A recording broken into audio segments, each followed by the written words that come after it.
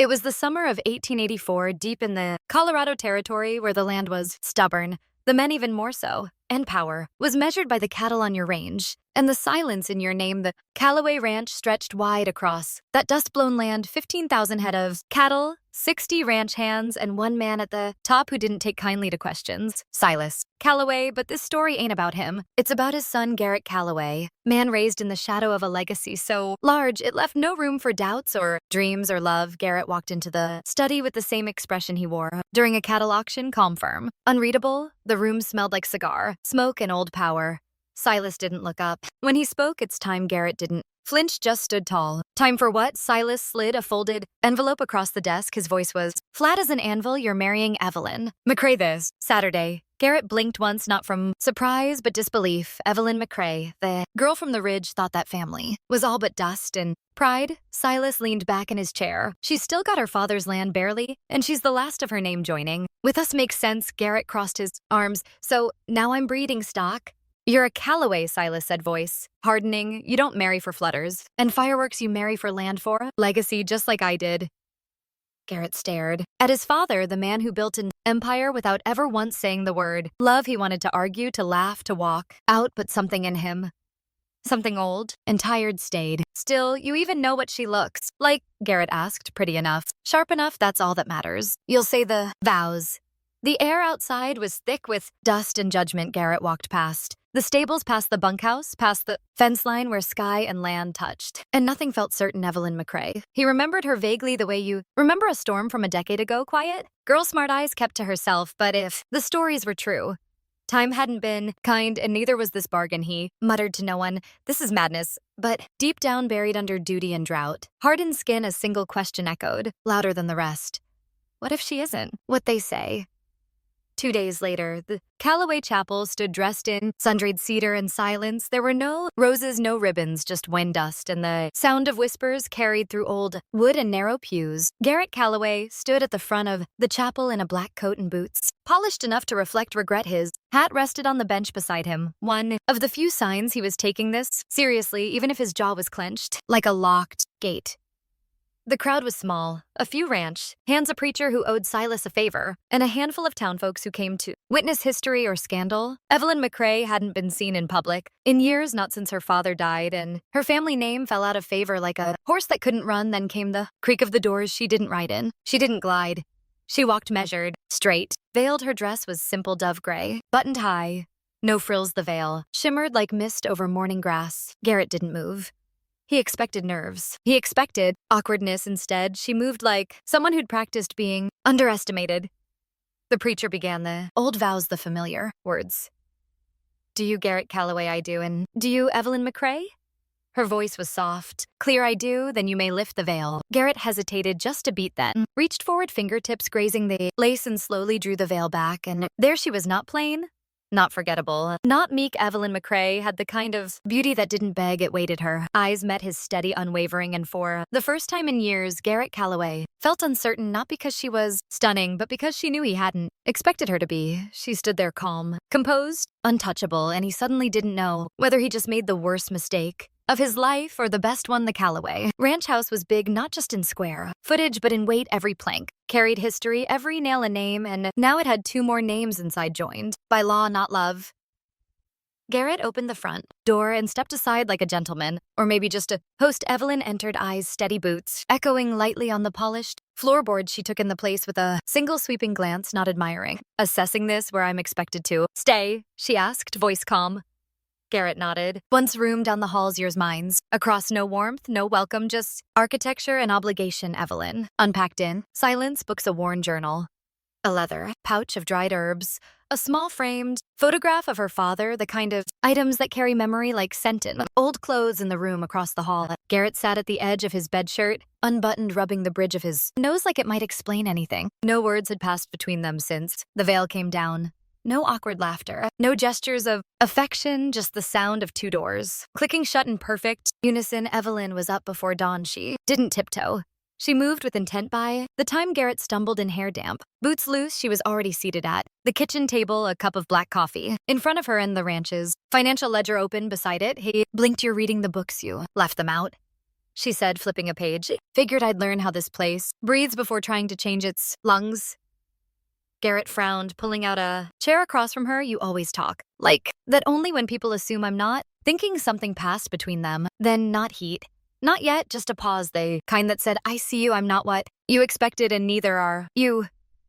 Garrett cleared his throat, reached for his coffee and took a long, slow sip, not to drink, but to buy time. Evelyn returned to the numbers without another word, and for the first time since she'd arrived, he wondered, what else does she know out here? A dry wind and a careless spark can ruin a legacy faster than a six-shooter fire ain't. Just danger, it's reckoning. Garrett was out at the south fence line inspecting a busted post when the smell hit him. Not wood smoke from a campfire.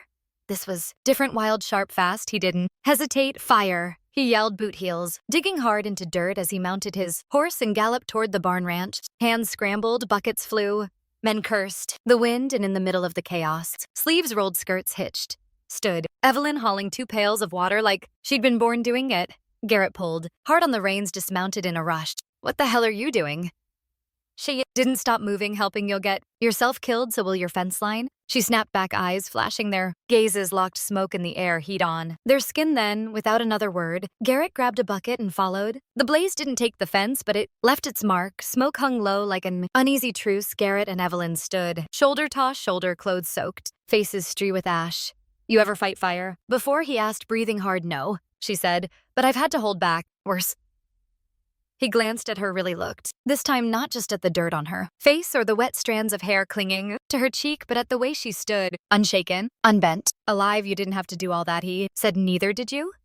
She replied, but we did it anyway. She turned and walked back toward the house, leaving him there, stunned, silent, and suddenly unsure if he'd been the strong one all along. The fire leaves behind ash and silence, but sometimes when the wind settles and the sky clears, you realize something else is rising, something you didn't know had been smoldering. Days passed, the ranch went back to rhythm, fences, mended, livestock grazed, but the air between Garrett and Evelyn, that was different now. It wasn't cold anymore, just quiet, like a question, waiting for an answer. Garrett stepped into the room.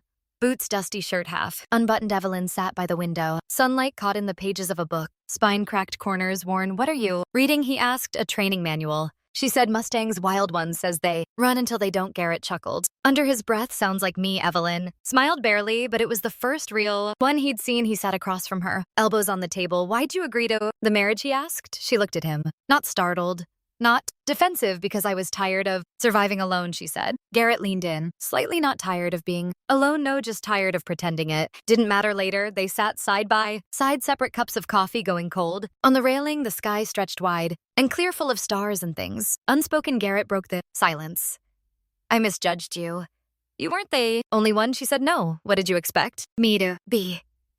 Evelyn turned toward him, gazed steady, louder, dumber, meaner. Garrett burst out, laughing, real and warm, and Evelyn joined him just a little. It wasn't a romantic moment, not yet, but it was something rarer. Ease out in Hollow Creek. Summer fair wasn't just about pies and horseshoes, it was about faces, appearances, stories told without words. And this year, the biggest story walked in, wearing a plain blue dress and a name nobody expected to matter again. Evelyn McCrae. Calloway. Garrett rode beside her, straight-backed and stone-faced, but he wasn't the one folks were whispering about. No one had seen her in years, and those who remembered her didn't expect this. Evelyn didn't shrink. She didn't flash smiles or flutter lashes. She walked, steady, eyes scanning, mouth soft but sure. Children waved, some adults nodded stiffly.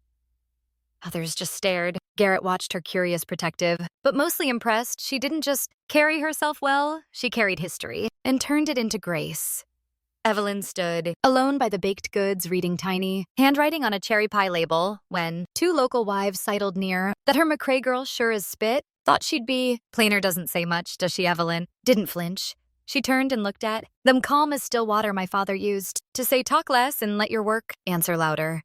They blinked. One of them cleared her throat. Would you like a slice? Only if you're sharing it. Honestly? Evelyn said. They laughed. Awkward but real. A thaw began. Garrett saw the exchange, watched how she handled judgment like reins in a strong hand, never yanking, never letting go. When he stepped beside her again, he said they expected someone smaller. They weren't the only ones, she replied without looking at him. He smiled, just barely. You carry yourself like you own the place. I don't, she said, but I know how to live in it. They walked back to the horses in quiet rhythm, dust curling around their boots. Garrett glanced at her. You care what they think? No. she said, but I care what you think. He stopped walking, hand brushing hers then. Maybe I ought to start thinking. Clearer night came slow that day, like it knew something sacred was about to be spoken and wanted to give it space, though air was still the kind of still that made a man listen.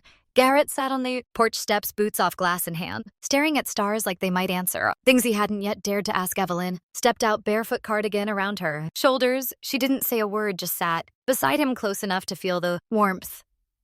They sat there for a while, saying nothing until the silence began to speak for them. You ever wonder, Garrett said, if life would have been simpler if we hadn't said yes? Evelyn didn't look at him, just sipped her tea. I don't think I ever knew. Simple, she said even. Before Garrett exhaled hard like he'd been holding something inside too long. I didn't want this marriage. I didn't want you not because of who you are, just because I didn't know how to be anything else but what my father told me. And now he turned toward her, searching. Now I sit beside you, and I wish I'd met you before all the noise, before the land. And the names and the deals. Evelyn's eyes didn't shine. They held. You're meeting me now, she said. Is that enough, he asked. Only if you mean it, she replied, and if you're brave enough to keep doing it. Garrett reached over, not to grab, not to claim, just to rest his hand on hers. She didn't move away. No kiss, no grand vow, just skin and truth, and the kind of shared quiet that heals more than it hurts. I never imagined you, he whispered. That's the thing about real things, she said, they don't need imagining, just seeing, and above them the stars blinked, not like wishes, but like promises. Every man comes to a line in the dirt.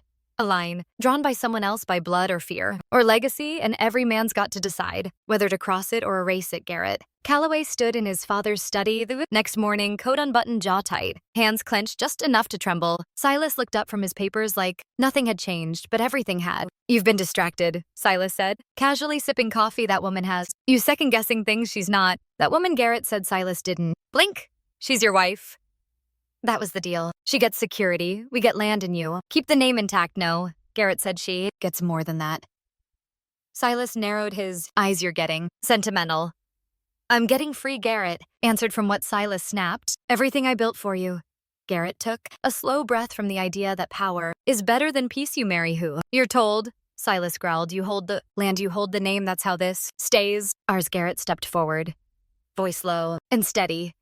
It's not staying mine if I lose myself to keep it.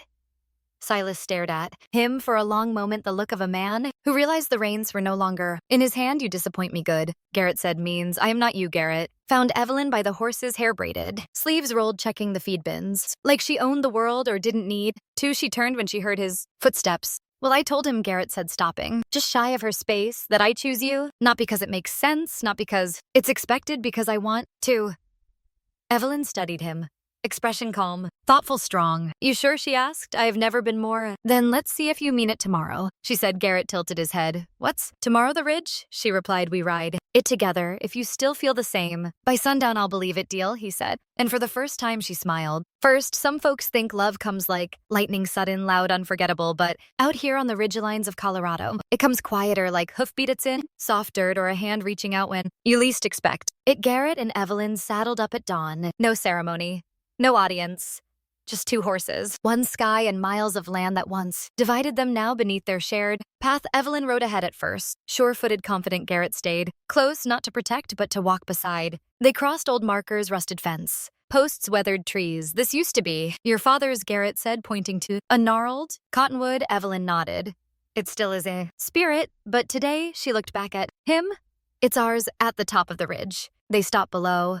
Lay all of Calloway's empire, cattle grazing, barns glinting, fences stretching like stitched threads. Across a quilt of gold, Garrett pulled off his gloves, held them tight. Never thought it'd feel like this. Evelyn tilted her head like what he turned to her like home. Garrett took her hand, not forceful, not hesitant, just steady. I want to build something here, not just fences and barns with you for real. Evelyn met his gaze. Then start here, she said, pressing her palm to his chest. Start with you. They mounted up again. No longer distant, no longer strangers on paper, just two people choosing the same direction, the same dust, the same dawn. Garrett Calloway thought he was marrying for land. Evelyn McCrae thought she was marrying for survival, but in the quiet between the storms and the fire, light and starlight and truth spoken, soft, they found something neither expected. A love that doesn't announce itself, just arrives and stays, and that, friends, is how two proud hearts found their way home.